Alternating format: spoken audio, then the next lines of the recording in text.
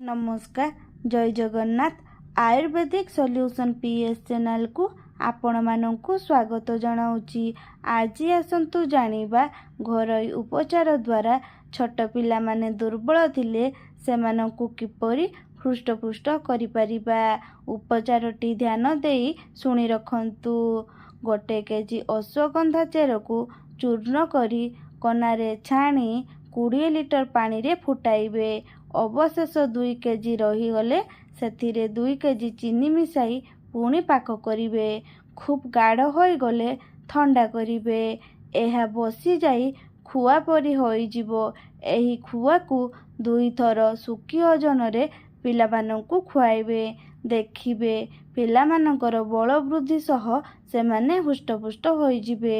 एही वीडियोटी भलो लागिथिले like share एवं सब्सक्राइब करने को जमा भूलिबेनी।